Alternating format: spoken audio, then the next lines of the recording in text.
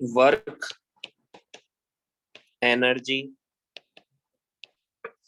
And power. Next chapter है work, energy and power. इसमें हम वन बाय वन पढ़ेंगे। सबसे पहले हम पढ़ेंगे वर्क। वर्क क्या होता है, ठीक है।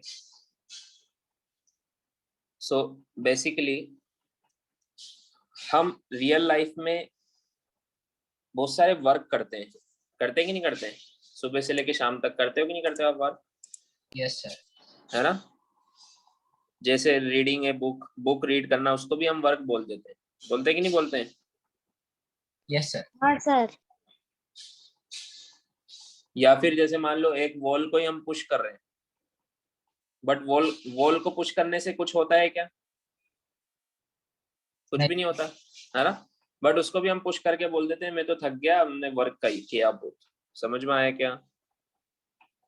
हाँ सर। तो ये सब, इन सब में फिजिकल एक्टिविटी तो इन्वॉल्व होती है, बट ये फिजिक्स में इनको वर्क नहीं बोल सकते हम। फिजिक्स में इनको वर्क हम नहीं बोल सकते। तो फिजिक्स में वर्क कब बोलेंगे हम? जैसे मान लो मैं आपको दो केस बताता हूँ कि ये एक ब्लॉक है, ये एक ब्लॉक है ना। और मान लो ये आप खड़े हुए और आप पुश कर रहे हो दोनों ब्लॉक को ऐसे फोर्स लगा के, ऐसे फोर्स लगा के। मान लो केस फर्स्ट में ये ब्लॉक रेस्ट पर ही है, ये चल ही नहीं रहा है। आप इस ब्लॉक पे आपने बहुत फोर्स लगाया लेकिन ये चला ही नहीं। समझ में आया क्या? Yes sir. तो हम बोलेंगे कोई वर्क नहीं हुआ। हम क्या बोलेंगे? कोई वर्क नहीं हुआ। समझ में आया क्या? हाँ सर। तो वर्क कब माना जाएगा? सर जब ऑब्जेक्ट अपनी जगह से मूव हो। हाँ, जब ऑब्जेक्ट को आप डिस्प्लेस कर दो। समझ में आया क्या? हाँ सर। जैसे आपने इस ऑब्जेक्ट पर फोर्स लगाया, ये object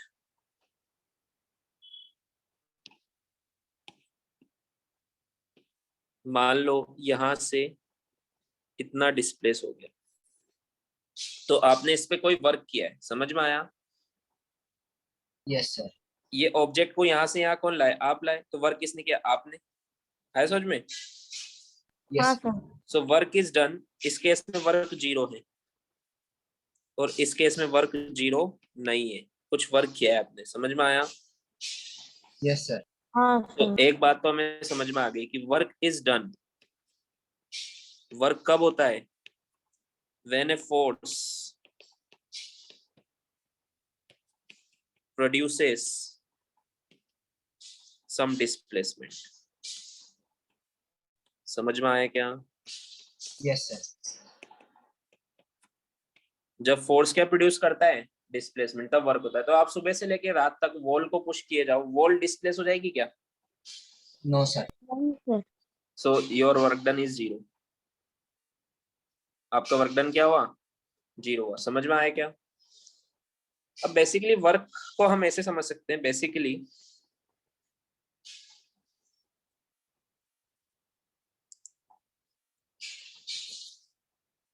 work is the method of transferring energy. Work is the method of transferring energy from one body to other. Work क्या होता है? जैसे इस बॉय ने इस ब्लॉक पर फोर्स लगाया, ब्लॉक चलने लग गया, तो इस ब्लॉक के अंदर एनर्जी आ गई। आई कि नहीं आई? Yes sir. Yes sir. तो वो एनर्जी कहां से आई होगी? इस बॉय ने दी। फोर्स अगर ये बॉय फोर्स नहीं लगाता तो इस ब्लॉक में एनर्जी आती क्या? नहीं सर। नहीं आती। आपको कैसे पता इस ब्लॉक में एनर्जी आ गई? क्योंकि ये चलने लग गया। इस ब्लॉक में एनर्जी आई क्या? नहीं सर। नहीं सर। क्योंकि वो वहीं के वहीं रखा खेल हुआ है। था। समझ में आया? Yes, sir. समझ में आया? अब तो इसलिए इसमें वर्क 0 है, क्योंकि इस बॉय की एनर्जी इस ब्लॉक के अंदर नहीं आई, वो वेस्ट हो गई। इस बॉय ने एनर्जी तो लगाई, देखो वर्क करने के लिए क्या लगाना पड़ता है, एनर्जी। तो इस बॉय ने एनर्जी तो लगाई, बट इस ब्लॉक को नहीं मिली, वो कहाँ चली गई, सराउंडिंग में लॉस हो गई। समझ में आया क्या? वो इस या इस केस में, केस फर्स्ट में क्या हुआ, एनर्जी सराउंडिंग में चली गई। केस 2 में क्या हुआ, इस बॉय ने जो एनर्जी लगाई वर्क करने के लिए, वो इस ब्लॉक के पास चली गई। समझ में आया? Yes, sir. सो जब भी एनर्जी ट्रांसफर हो जाती है from one body to another, तो हम बोलते हैं वर्क हुआ है। इस केस में एनर्जी ट्रांसफर हुई है क्या, बॉय की एनर्जी इसको मिली है क्या, ब्लॉक को? फर्स्ट केस में No, sir. नहीं, तो हम क्या बोलेंगे, वर्क नहीं हुआ है। अगर एनर्जी लॉस हो जाए तो उसको वर्क में काउंट नहीं करते। एनर्जी का ट्रांसफर होना चाहिए from one body to another. समझ में आया क्या? Yes, sir.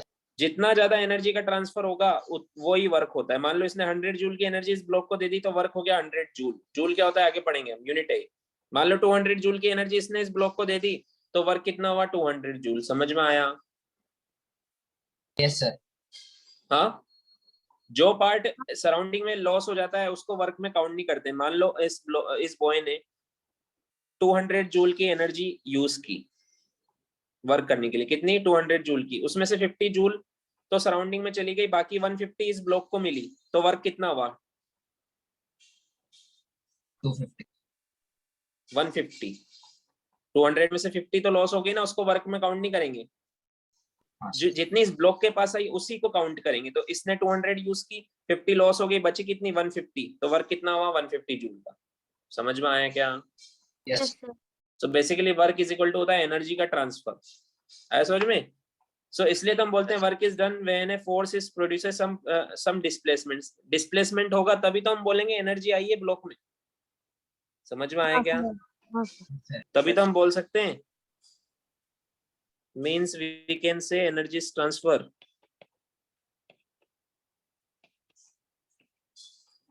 Energy is transferred. समझ में आया? Yes, sir. So work is the method of transferring energy from one body to another। जब एक बॉय एक ऑब्जेक्ट, मतलब एक एक्सटर्नल एजेंट जो फोर्स लगा रहा है उसको बोलते हैं हम एक्सटर्नल एजेंट। अगर किसी ऑब्जेक्ट पे फोर्स लगाता है और ऑब्जेक्ट डिस्प्लेस होने लग जाता है तो उसको वर्क बोलते हैं। समझ में आया? Yes. ठीक है।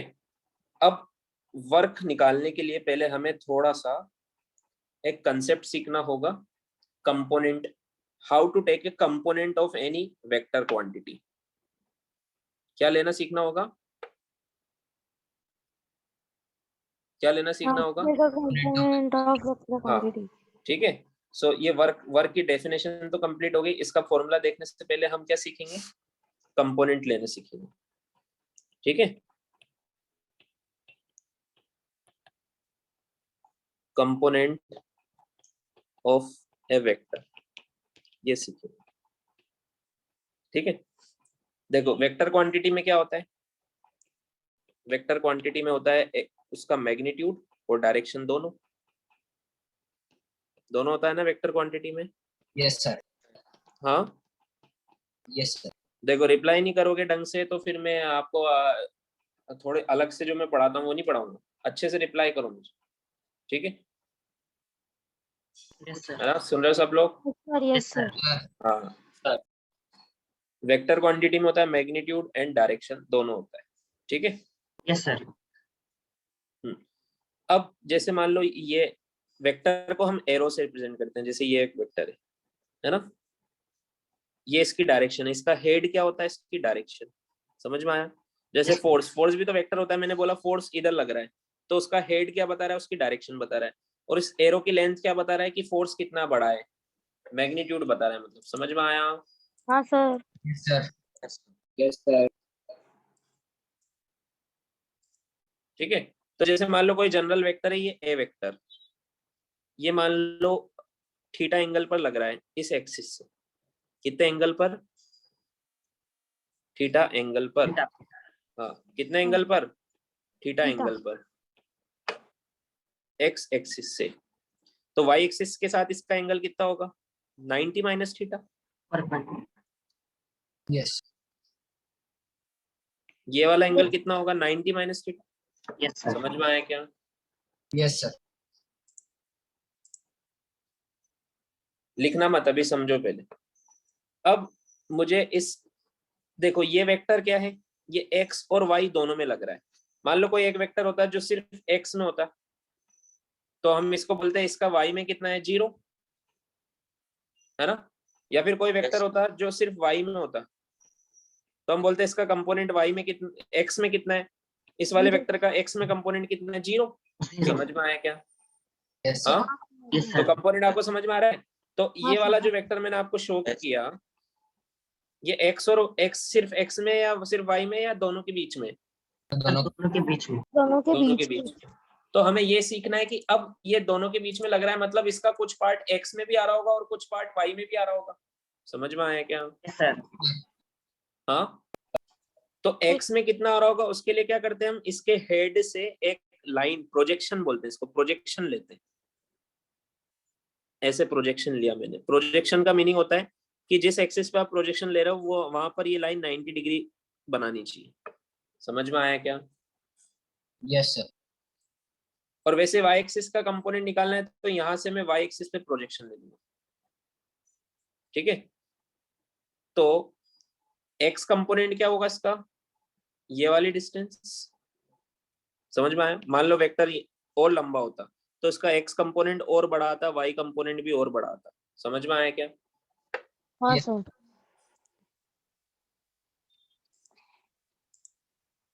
ठीक है, हाँ सर। हाँ सर। तो इसको क्या बोलेंगे हम? ax। ये है x कंपोनेंट। वैसे y के अलोंग, देखो ये 90 माइनस थीटा कैसा है? ये टोटल एंगल 90 होता है ना x एक्सिस और y के बीच में। यस मान सर। लो ये 30 है तो दूसरा 60 होगा। 90 में से माइनस कर लेंगे हम। समझ में आया क्या? हाँ सर। हाँ, ठीक है। तो x कंपोनेंट क्या होगा? या a वेक्टर का हेड जो है, हेड, वहां से मैं क्या करूंगा? प्रोजेक्शन लूंगा। ठीक है, मतलब एक परपेंडिकुलर लाइन ड्रॉ करूंगा एक्स एक्सिस पर। तो इस, ये ओरिजिन होता है, ओरिजिन से लेके यहाँ तक जहां पर ये मिल रही है एक्स एक्सिस पर, ये तो ओरिजिन है 0,0। मान लो 5,0 पर मिल रही है तो एक्स कोऑर्डिनेट कितना हो गया? 5। यहाँ पर x 0 है, मान लो यहाँ x 5 है, तो x कोऑर्डिनेट कितना, कंपोनेंट कितना हो गया इसका? 5 हो गया। समझ में आया क्या? Yes sir. तो इसको मैंने बोल दिया ax। वैसे ही ये 0,0 है, यहाँ पर y कंपोनेंट आएगा इसका, ये परपेंडिकुलर है 90 डिग्री। तो यहाँ से यहाँ तक की जो लेंथ होती है इसको बोलते हैं y component of a vector. ax क्या है? कंपोनेंट ऑफ, कंपोनेंट शॉर्ट में लिख रहा हूं मैं, a vector along x axis. समझ में आया? वैसे ay क्या है? Component of y vector, sorry a vector along y axis. समझ में आया क्या? Yes sir. यस सर इसलिए मैंने ax बोला है और ay बोला है। अब अगर मुझे a और थीटा पता है तो मुझे ax और ay कैसे निकालते हैं वो निकालना है। देखो ये ay है तो ये भी ay ही होगा, यहां से यहां तक ये ay है तो यहां से यहां तक भी ये ay होगा। हाँ यस सर। यस सर समझ Yes, में आया? सर। तो तुम्हें ये ट्राइंगल देखो, इसको मैं बोल देता हूँ ओ ए और इसको बोल देता हूँ B. Right angle triangle. In triangle, हाँ, right angle triangle A O B. ध्यान से देखो, सबको साइन थीटा का फॉर्मूला पता है क्या होता है? साइन थीटा होता है perpendicular upon hypotenuse. Hypotenuse base होता है टेन थीटा, है ना? अरे शुरू में पढ़ाया था मैंने 9th क्लास की स्टार्टिंग में, यस सर। भूल गए क्या? नहीं अब सर। देखो इस ट्राइंगल में देखो परपेंडिकुलर कौन है इस ट्राइंगल में? ए वाई है, ए एक्स है या ए है? कौन है परपेंडिकुलर? ए वाई। वाई ए वाई है ना? तो परपेंडिकुलर की जगह क्या लिखूंगा मैं? ए वाई और हाइपोटेन्यूज कितना है ए, यस सर। Yes, sir. तो ए वाई इज इक्वल टू आ गया ए साइन थीटा। तो अगर आपको ए पता है और थीटा पता है तो इसमें पुट कर दो, ए वाई आ जाएगा, आपको परपेंडिकुलर कंपोनेंट आ जाएगा। समझ में आया क्या? Yes sir. Component along Y axis आ जाएगा। वैसे कोस थीटा का फॉर्मूला बताओ। इस ट्रायंगल में क्या होता है? Base upon hypotenuse. अरे बताया था ना पंडित बद्री प्रसाद अपन हरि हरि बोल, भूल गए क्या? नहीं सर। नहीं सर। कोस थीटा होता है बेस अपॉन हाइपोटेन्यूज। बेस कितना है? ए एक्स। देखो ध्यान से, ये बेस है ना, ये बेस है ना इस ट्रायंगल का। Yes sir. अपॉन हाइपोटेन्यूज कितना है? ए।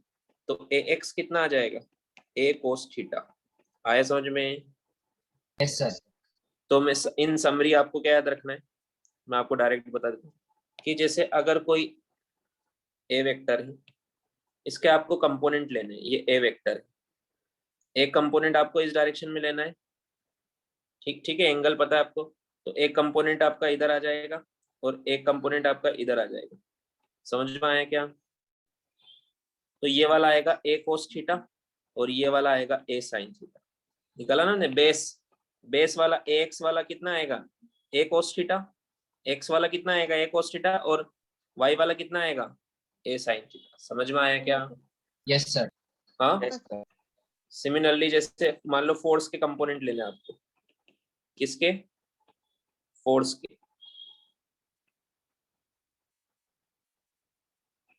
ठीक है, और ये एंगल है थीटा।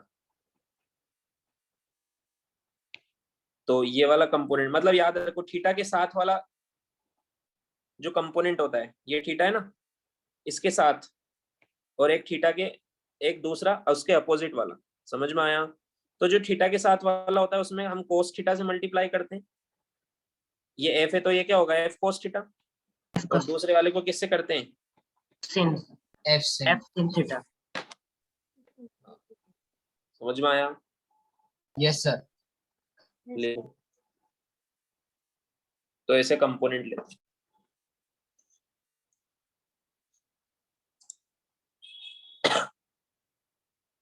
सर लिखना स्टार्ट करें। हाँ, ये वाला पेज लिख लिया था क्या?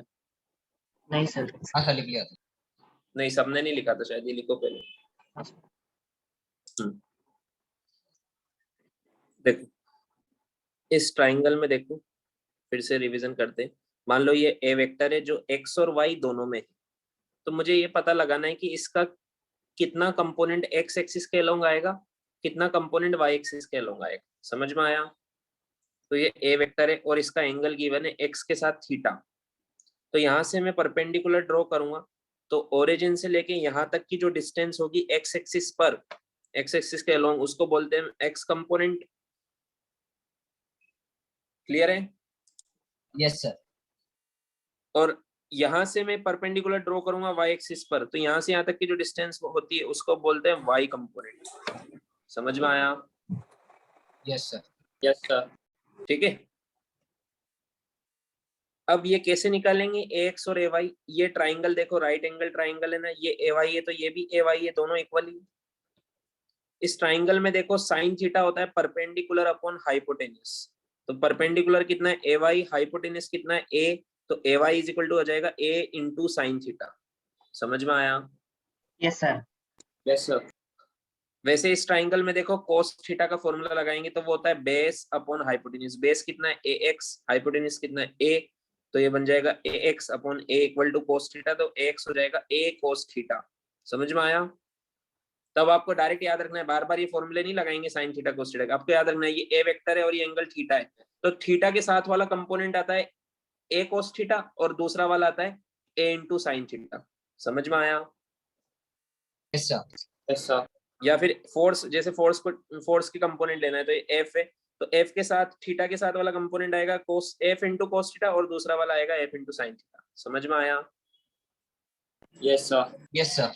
तो ऐसे कंपोनेंट हम हाँ, लेंगे। है समझ में? अब हम वर्क की बात करते हैं। फिर से वर्क पे आ जाते हैं। वर्क कब माना जाता है?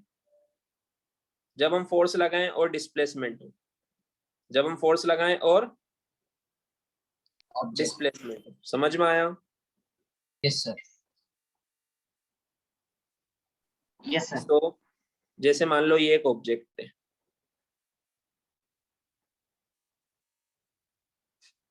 इस पर मैंने फोर्स लगाया है, इसको मैं पुल कर रहा हूँ एफ फोर्स से, ठीक है, एट एंगल थीटा पर।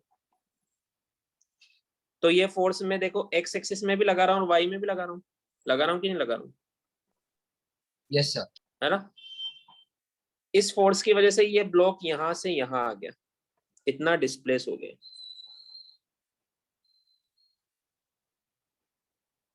ये ब्लॉक में कितना डिस्प्लेस हो गया? ये हो गया डिस्प्लेसमेंट है एस। समझ में आया? Yes. हाँ फोर्स की वजह से इस ऐसे मैंने खींचा, इसको यहाँ से यहाँ लेके आ गया, तो वर्क हुआ? Yes, sir. वर्क हुआ कि नहीं हुआ? तो अब मैं आपसे पूछूं, अगर मैं इस फोर्स के कंपोनेंट लूं, तो एक कंपोनेंट आएगा ये हॉरिजॉन्टल डायरेक्शन में, है ना, और एक कंपोनेंट आएगा वर्टिकल डायरेक्शन में। मतलब मैं ऐसे एंगल पे फोर्स लगा रहा हूँ ना, मतलब मैं उस ये फोर्स में इधर एक्स एक्सिस में भी लगा रहा हूँ, थोड़ा ऊपर भी लगा रहा हूँ, क्योंकि मैं बीच में लगा रहा हूँ। समझ में आया क्या? Yes, sir. Yes sir. तो एक्स कंपोनेंट कितना आएगा ये बताओ मुझे, ये वाला Sir, F cos theta. F cos theta. F cos theta. और वाई कंपोनेंट कितना आएगा? F F sin sin theta. theta.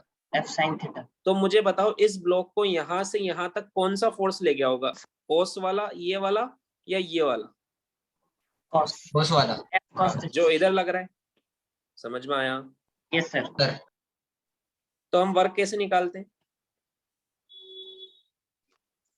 Work होता है product of displacement Into and force. Force in the direction of displacement. Displacement किधर हो रहा है? Right में।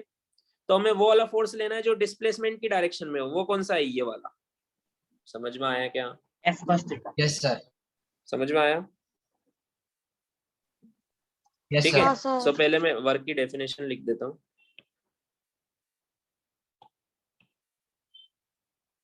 Work is said to be done by a force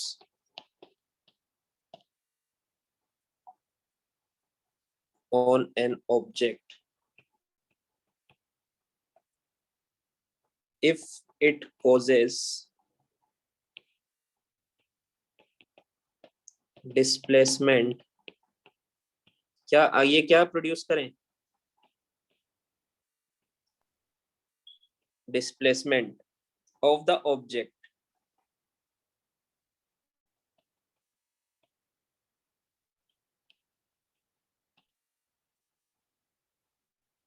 समझ में आया? हम कब बोलेंगे कि फोर्स किसी फोर्स ने वर्क किया है? जब वो फोर्स उस ऑब्जेक्ट को डिस्प्लेस कर दे। समझ में आया? तो हमने फोर्स लगाया, इससे डिस्प्लेस हुआ। ठीक है। सो मैथमेटिकली कैसे, ये तो आप थ्योरेटिकल डेफिनेशन है, मैथमेटिकली कैसे हम वर्क निकालेंगे? Mathematically work is the product of displacement and displacement का किसके साथ product? Force in the direction of displacement, in the direction of displacement। समझ में आया? Yes, sir. जैसे Yes, इस sir. केस में अगर मुझे पूछा कि इस फोर्स ने कितना वर्क किया, तो वर्क क्या होगा?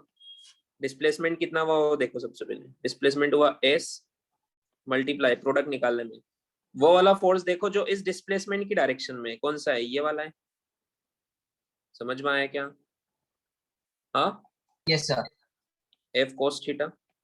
तो वर्क का फॉर्मूला क्या आएगा? F S cos theta. समझ में आया? Yes, Yes, sir. sir. ठीक है। तो अब आपको अब बेसिकली आपको सिर्फ ये फॉर्मूला भी याद है ना डायरेक्ट, तो आप डायरेक्ट क्वेश्चन सोल्व कर सकते हो। जैसे मान लो मैं एक ऑब्जेक्ट पे फोर्स लगा रहा हूँ ऐसे, और इसका डिस्प्लेसमेंट हुआ इधर, है ना, और ये फोर्स है। तो डिस्प्लेसमेंट की डायरेक्शन के साथ इसका एंगल मान लो थीटा है, तो वर्क क्या होगा, एफ एस कोस थीटा। समझ में आया? यस यहाँ सर, पे थीटा क्या है, थीटा इज एंगल बिटवीन, किस किस के बीच का एंगल है, force and displacement, angle between direction of force and displacement. समझ में आया? यस सर, एफ क्या है, फोर्स अप्लाई, एस क्या है, डिस्प्लेसमेंट ऑफ ऑब्जेक्ट, और थीटा क्या है, what is theta, what is theta, angle between angle force between force and and displacement. Displacement. समझ में आया? अब आपको डायरेक्ट ये फॉर्मूला याद रखना है, ठीक है, F S cos theta, F a force, S A displacement, theta is the angle between force and displacement. समझ में आया? Yes sir.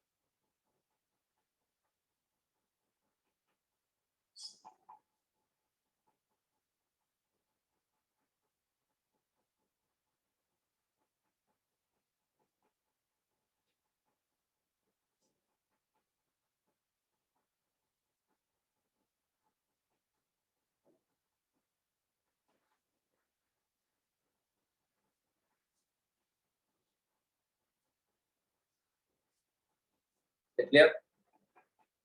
नहीं सर, एक मिनट। सर एक मिनट। हाँ सर, लिख लिया।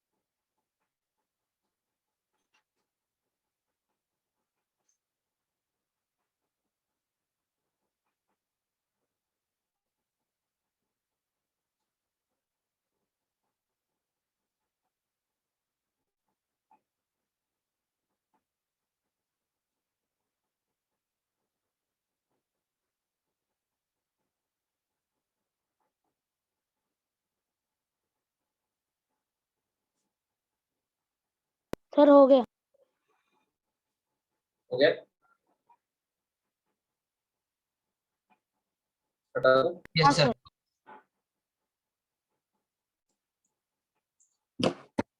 ओके, सो अब वर्क का फॉर्मूला क्या आया, फिर से लर्न हो गया, सबको याद हो गया? F S cos theta. ठीक है, फोर्स की यूनिट क्या होती है? न्यूटन। न्यूटन। डिस्प्लेसमेंट की क्या होती है? मीटर। मीटर। ऐसा यूनिट। तो इसकी वर्क की ऐसा यूनिट क्या होती है? Newton metre. इसको हम बोलते हैं जूल। न्यूटन मीटर को ही क्या बोलते हैं हम? जूल, शॉर्ट में कैपिटल जे। सो ऐसा unit of work is joule. CGS unit अभी मत लिखो, पहले समझ लो। सीजीएस यूनिट क्या होती है फोर्स की? आंसर करो जो भी मैं पूछ रहा हूँ। Dyne centimetre. डाइन। और सेंटीमीटर। सेंटीमीटर। और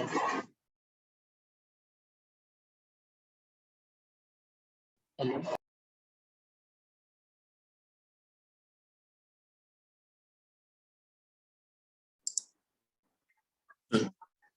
सो सीजीएस यूनिट क्या होगी फोर्स की? डाइन। डिस्प्लेसमेंट की सेंटीमीटर, है ना? Dyne centimetre. इसको हम बोलते हैं अर्क। क्या बोलते हैं? अर्क। अर्क। अब हमसे पूछा relation between joule and erg. Relation between joule and erg. देखो 1 newton metre is equal to होता है 1 जूल, है ना? Yes sir. या फिर मैं बोल सकता हूँ 1 जूल इज इक्वल टू होता है 1 न्यूटन मीटर। होता है कि नहीं होता है? Yes sir. अब एक Yes, न्यूटन sir. में कितने डाइन होते हैं? हमने पढ़ा था। 10 to the 5. 10 to power 5। 10 to power 5। और एक मीटर में कितना सेंटीमीटर होता है? 10 10 to power 2। तो ये कितना हो गया total? 10 to power 10 to 7 power 8। Dyne centimetre. 7। Dyne centimetre को क्या बोलते हैं? अर्ग। अर्क। तो 1 joule is equal to 10 to power 7 erg. समझ में आया? सर। Yes sir. ये याद रखना है। तो आपको ये फॉर्मूला याद रखना है अभी तक, और ये याद रखना है। ठीक है, लिखो यहाँ तक।